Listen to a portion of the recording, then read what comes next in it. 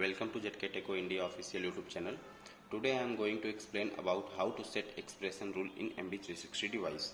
So why we set expression rule in when we want to give access to a particular person based on number of days, number of entries, then we go for expression rule. So first we go for main menu and go for system, then click attendance and go down. Here you get the expression rule. Okay, enable the expression rule.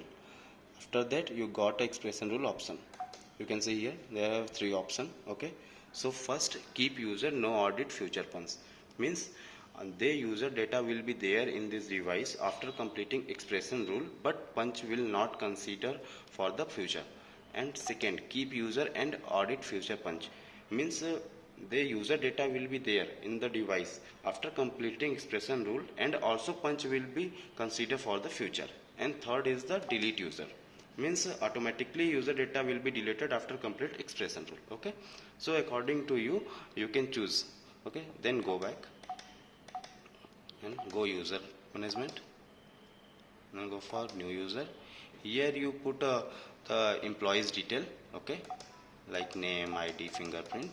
Apart from that, go user expression rule. Here you got expression option, four type of option you got. If you set the none, means you didn't set the expression rule for the user. And second one is expire date. Expire date you can set the according to the date, which date to which date you want to give the user for expression rule, you can set here. Okay, and third is the entries.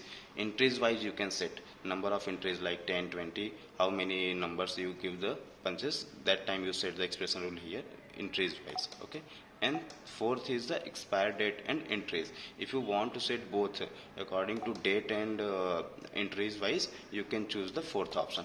Okay, this is the expression rule, how to set the expression rule, all of about this the expression rule. Okay, thank you.